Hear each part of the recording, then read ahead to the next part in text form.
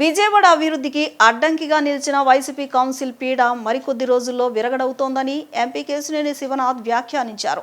నగరాభివృద్ధికి ఉపకరించే అంశాలను కౌన్సిల్ తిరస్కరిస్తూ రావడంతో గడిచిన 5 ఏళ్లలో నగరం అభివృద్ధికి నోచుకోలేదని ఆయన విమర్శించారు.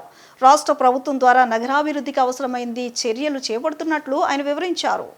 తూర్పు నియోజకవర్గ పరిధిలో గురునానక్ నగర్ మెయిన్ రోడ్లో ఇన్ఫ్రారెడ్ సాంకేతికతతో రీసైక్లింగ్ ద్వారా గుంతలు పూడ్చే రోడ్డు మరమ్మతుల మొబైల్ యంత్రాన్ని ఎంపీ కేశినేని శివనాథ్ స్థానిక ఎమ్మెల్యే గద్దే రామ్మోహన్తో కలిసి ప్రారంభించారు. ఈ సందర్భంగా యంత్రం పనితీరును స్వయంగా పరిశీలించారు.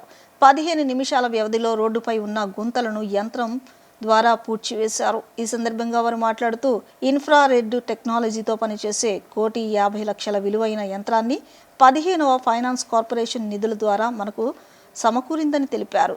ఈ మిషన్ ద్వారా త్వరితగతిన గుంతలు పూడ్చడంతో పాటు ఎత్తు పల్లాలను సరిచేయవచ్చునని చెప్పారు. ఎలాంటి కాలుష్యం లేకుండా పర్యావరణ హితంగా పనిచేసే ఈ యంత్రాలు మరిన్ని అవసరమవుతాయని తెలిపారు. అండర్ గ్రౌండ్ డ్రైనేజీ కోసం 600 కోట్ల రూపాయల నిధులు రాకుండా వైసీపీ కౌన్సిల్ అడ్డుకుందని విమర్శించారు. నగరాభివృద్ధికి సంబంధించి ఏ ప్రతిపాదన తెచ్చినా కౌన్సిల్ తిరస్కరిస్తుందని వారు విమర్శించారు. మరికొద్ది రోజుల్లో విజయవాడ నగరానికి వైసీపీ కౌన్సిల్ పీడ విరగడుతుందని వారు వ్యాఖ్యానించారు.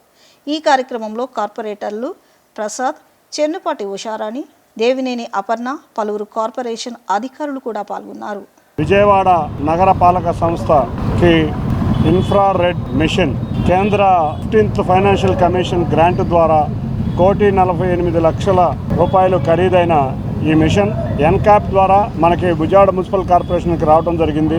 ఈ మిషన్ యొక్క ప్రత్యేకత ఎక్కడైనా రోడ్లు గుంటలున్నా, ఎక్కడైనా రోడ్లు కనుక ఎత్తుపల్లాలు ఉన్నా ఈ మిషన్ ని తీసుకుని వెళితే ఈ మిషన్ రోడ్డు ఫిల్లింగ్ గ్యాప్స్ ఫిల్లింగే కాకుండా రోడ్డుకున్న ఎత్తు పల్లాలను కూడా కుదించే విధంగా ఉన్న మిషన్ ఇది.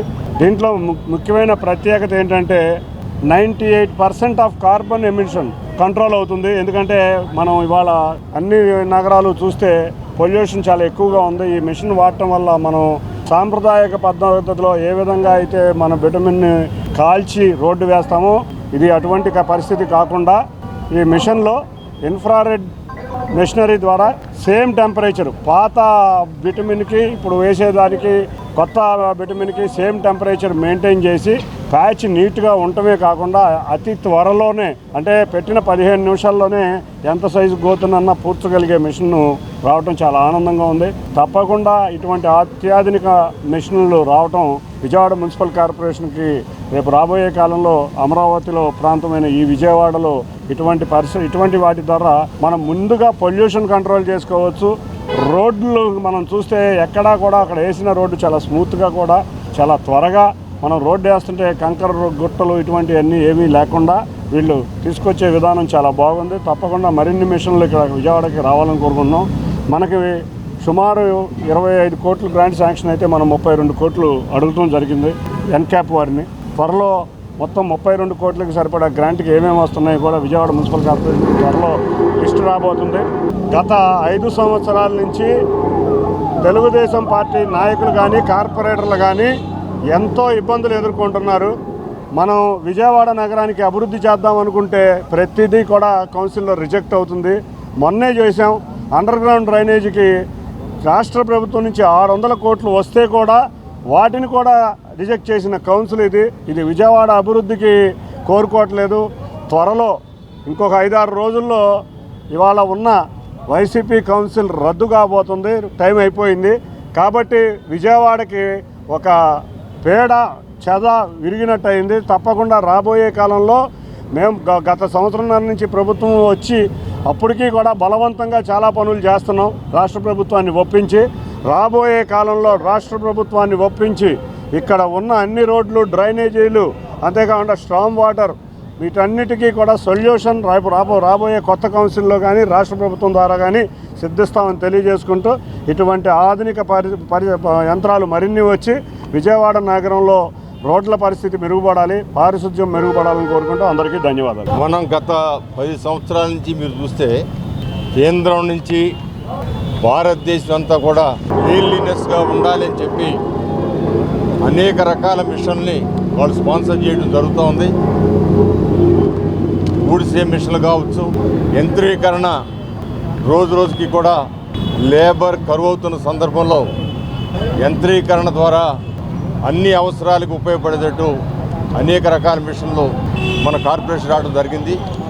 ఈ రోజున తాతోల్ రిపేర్ మిషన్ అని చెప్పి ఒక కొత్త మిషను ఎన్క్యాప్ వాళ్ళు దాన్ని 1,50,00,000 రూపాయలు ఉచితంగా మనకి 1,50,00,000 రూపాయలు విలువైన ఈ వాహనాన్ని ఉచితంగా ఇవ్వడం జరుగుతుంది. దీనివల్ల ఎక్కడైనా గోతులుంటే ఆ మిషన్ వెళ్ళిపోయి ఒకళ్ళిద్దరితోనే ఆ గోతుల్ని పూర్తి చేసి చాలా తక్కువ సమయంలో గోతులు పూడ్చడమే కాకుండా ఎక్కడా కూడా ఎక్కువ పొల్యూషన్ లేకుండా ఇన్ఫ్రారెడ్ అనే ఆ రేడియేషన్తో పొల్యూషన్ లేకుండా అది చేయడం జరుగుతోంది. ఇదంతా కూడా నూతనమైన మార్పులు, నూతనమైన విధానం.